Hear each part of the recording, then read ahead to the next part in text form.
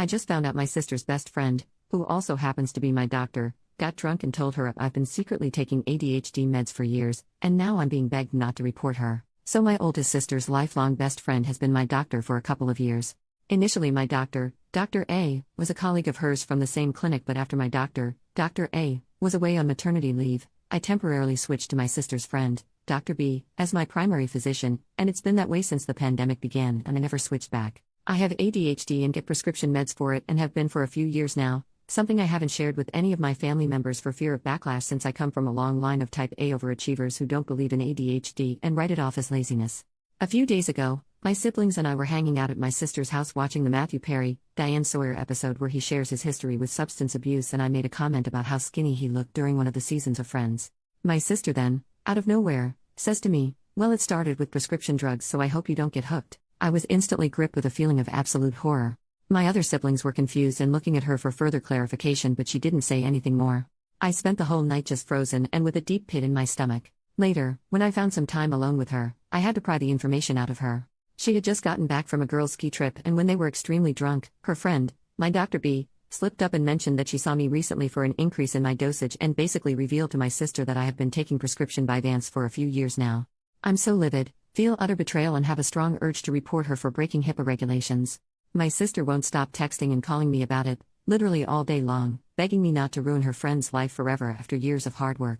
She's obviously worried about losing her friend, but she couldn't care less about how disrespected I feel and how my privacy was violated. And more than anything, I worry that my sister will share it with my parents and my family will never look at me or my achievements the same.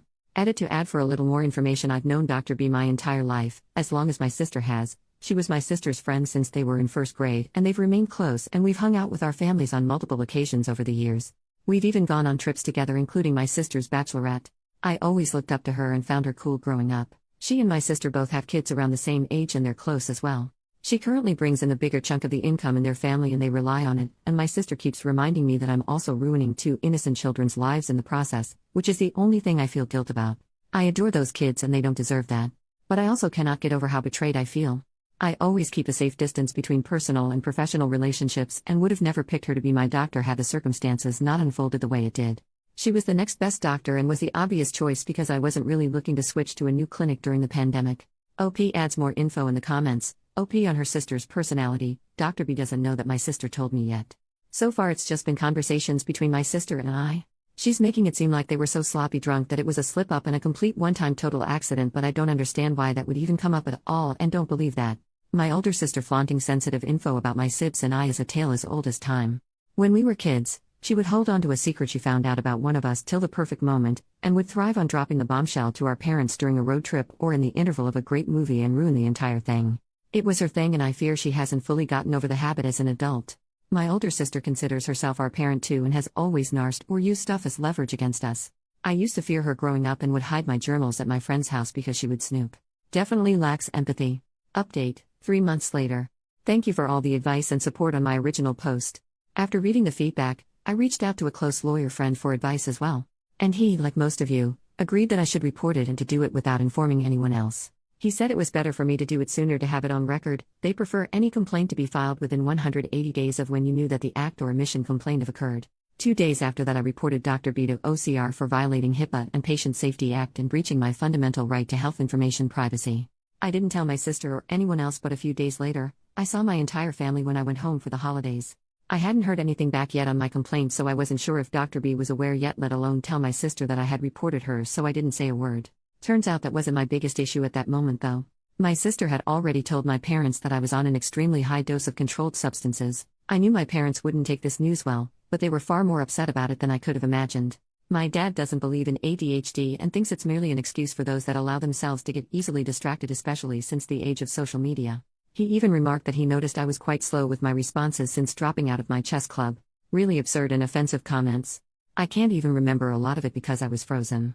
I just sat there, nauseous and livid, with tears in my eyes, just listening to the 3 of them, my parents and sister, take turns going off at me. My mom wanted me to stop all medications immediately, that I'm better than this and smarter than this, and even threatened to tell your professors that you're on drugs if you leave us with no choice. But when she said that, it hit me. I had a choice. I could choose. I could choose to never have to deal with this again and to not let them treat me this way anymore. So I did.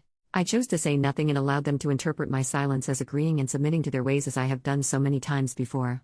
And then I went to my room, chose to book a flight and pack up most of my stuff. My books would need buses of their own to be transported anywhere. The next morning, I chose to call an Uber a few hours before my flight, while they were still asleep, and flew back to my university. I chose me.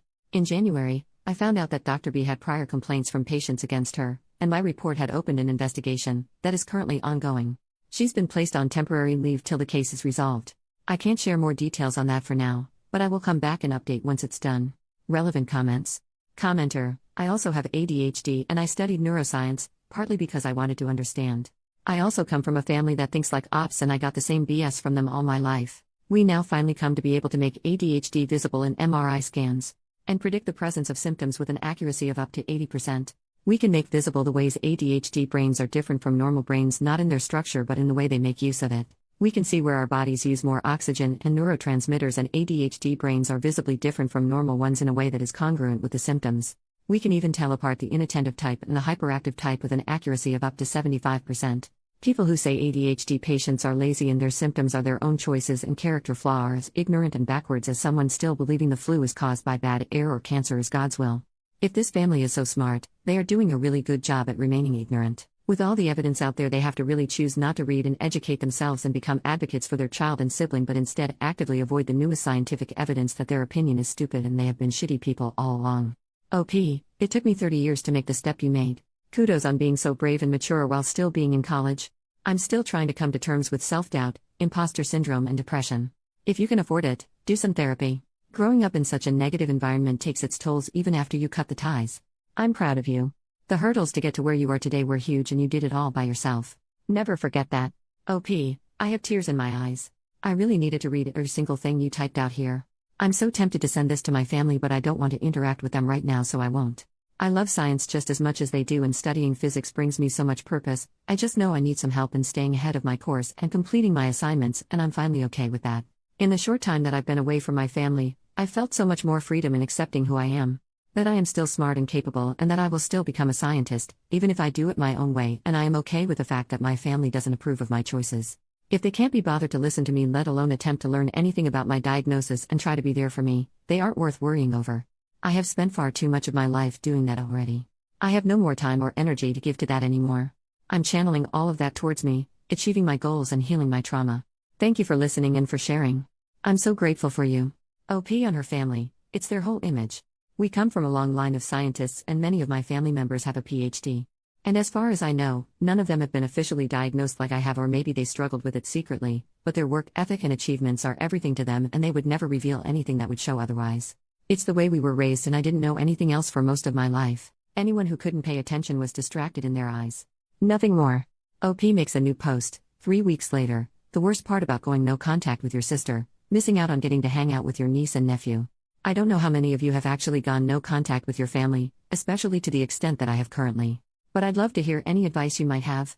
At this point, I don't have any form of communication with my parents and older sister and haven't since December. The most awful part about this whole thing is my inability to reach out to my young niece and nephew who I'm so close to.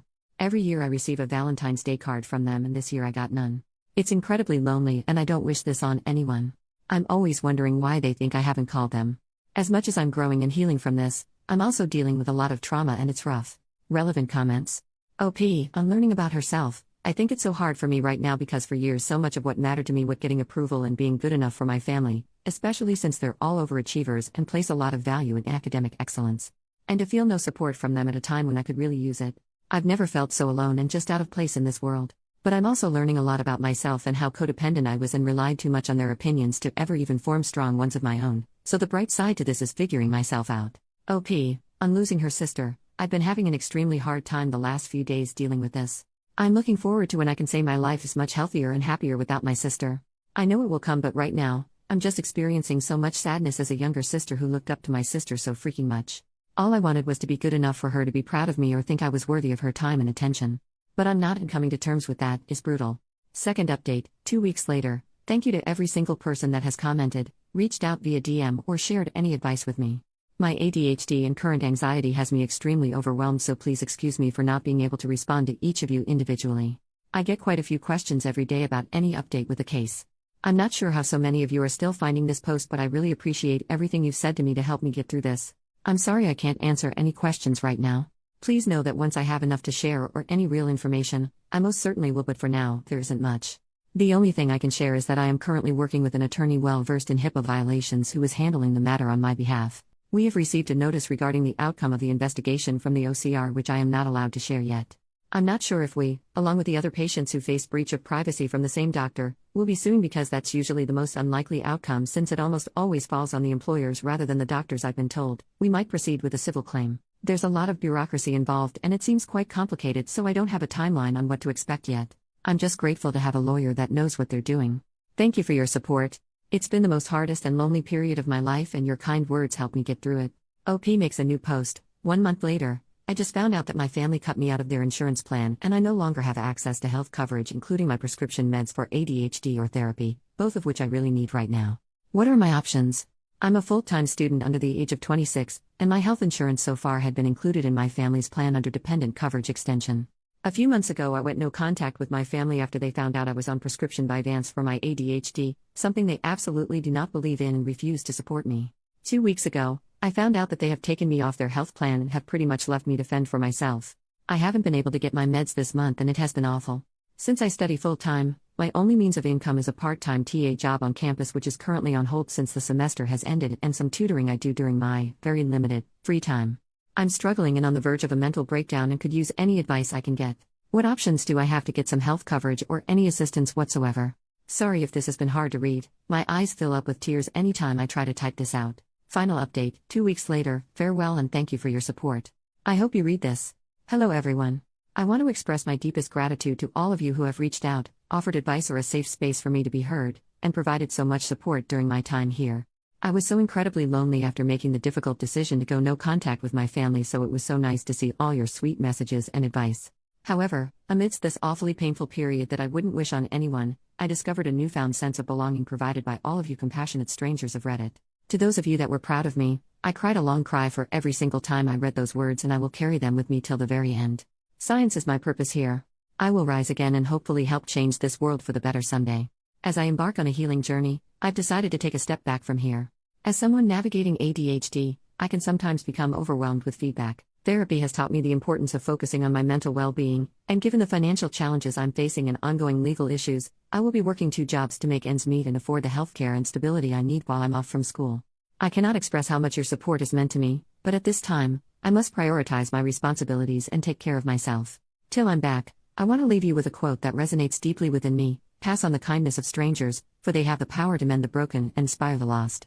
From the bottom of my heart, I thank you for becoming the family I needed when I felt most alone. May your lives be overflowing with happiness, love, and success. Take care.